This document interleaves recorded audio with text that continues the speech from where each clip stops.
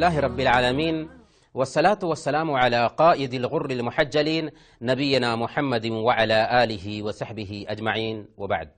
محترم ناظرین، السلام علیکم ورحمۃ اللہ وبرکاتہ۔ پروگرام گائیڈنس ٹو اللہ میں آپ سب کا استقبال ہے۔ اس دنیا میں جو چیزیں پرانے زمانے سے عالمگیر فساد اور بگاڑ کا سبب بنی ہیں، ان میں سے ایک ہے رنگ، نسل، زبان اور قومیت کا تعصب۔ ہر زمانے میں لوگوں نے اپنے اپنے گرد چھوٹے چھوٹے دائرے کھینچے ہیں، زبان کی بنیاد پر، رنگ کی بنیاد پر اور جغرافیائی خطے کی بنیاد پر۔ بات یہیں پر ختم نہیں ہوئی، بلکہ اپنے مخالفوں کے ساتھ نفرت، دشمنی اور ظلم و زیادتی کی بدترین شکلیں اپنائی گئی، اور آج بھی یہ سلسلہ جاری ہے۔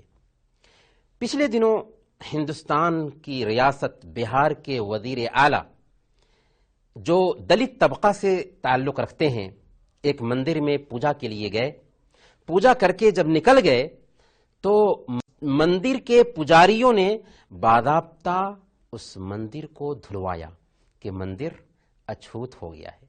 ہمارے ایک نئے مسلم ہیں، نور محمد صاحب، نیپال کے ہیں۔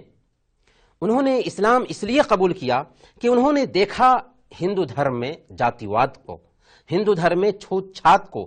وہ کہتے ہیں کہ میں جب اسکول میں پڑھنے جاتا تھا تو برہمنوں کے بچے آرام سے جا کر کے پائپ پر پانی پی لیتے تھے، جبکہ ہم لوگوں کو لائن میں کھڑا کرایا جاتا تھا اور ہاتھ پر پانی دیا جاتا تھا کہ ہم ہاتھ سے پانی پی سکیں۔ یہ اس لیے کہ پائپ اچھوت نہ ہو جائے۔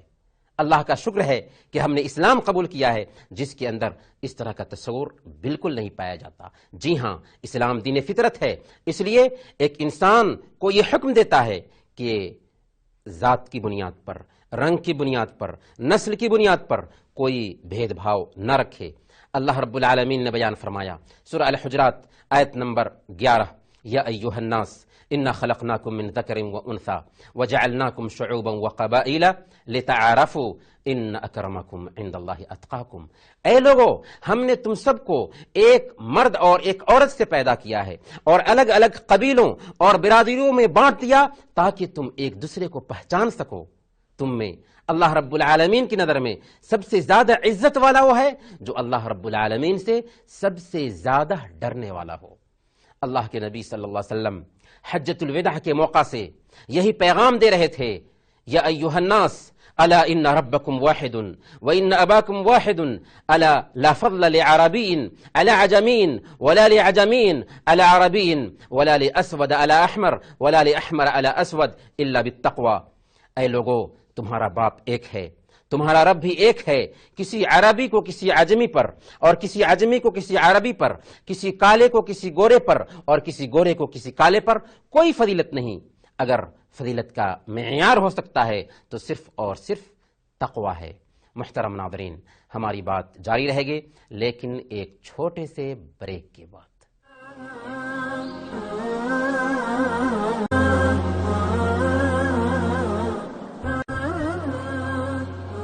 محترم ناظرین، بریک کے بعد ایک بار پھر آپ سب کا استقبال ہے، اور آپ دیکھ رہے ہیں پروگرام گائیڈنس ٹو۔ رنگ و نسل کا جو فرق ہے، اس کو کیسے اسلام نے ختم کیا، اس کی مثال دیکھنا چاہتے ہیں تو حضرت بلال رضی اللہ تعالیٰ عنہ کی زندگی میں دیکھیے۔ یہ حبشہ کے تھے، کالے کلوٹے تھے، ان کے پاس کوئی صنعت و حرفت نہیں تھی، بلکہ ان کو انسانوں میں بھی شمار نہیں کیا جاتا تھا، غلام تھے۔ لیکن جب اسلام قبول کرتے ہیں تو ان کی یہ حالت ہوتی ہے کہ مکہ کے بڑے بڑے شرفاء اپنی بیٹی دینے کے لیے فخر محسوس کرتے ہیں۔ اور یہ عمر فاروق رضی اللہ تعالی عنہ خلیفہ وقت ہیں کہ حضرت بلال رضی اللہ تعالی عنہ کو سیدنا کہہ کر کے پکارا کرتے ہیں۔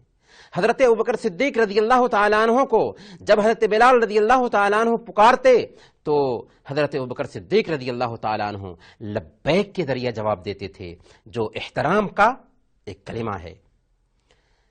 اسلامی اسٹیٹ میں خلیفہ کی بہت اہمیت ہوتی ہے، سب سے اونچا درجہ ہوتا ہے خلیفہ کو حاصل۔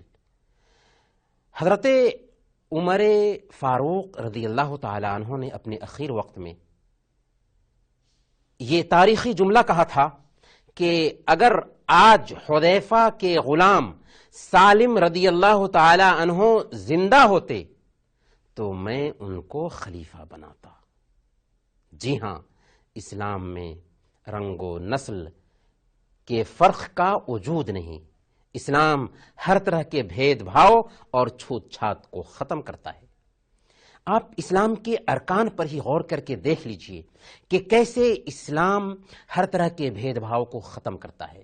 نماز کو دیکھیے کہ کالا ہو یا گورا ہو، امیر ہو یا غریب ہو، کسی بھی طبقے سے تعلق رکھنے والا ہو، یہاں تک کہ بادشاہ ہی کیوں نہ ہو، ایک ہی صف میں کھڑے ہو کر کے نماز ادا کر رہے ہوتے ہیں۔ ایک ہی صف میں کھڑے ہو گئے محمود و ایاز، نہ کوئی بندہ رہا نہ کوئی بندہ نواز۔ روزہ کو دیکھیے کہ سارے مسلمان ایک وقت سے ایک وقت تک روزہ رکھتے ہیں، پھر ایک وقت میں افطار کرتے ہیں، اسی طرح سے ایک وقت میں سحری کھاتے ہیں، اس کے اندر بھی غریبوں کی اعانت کی جاتی ہے۔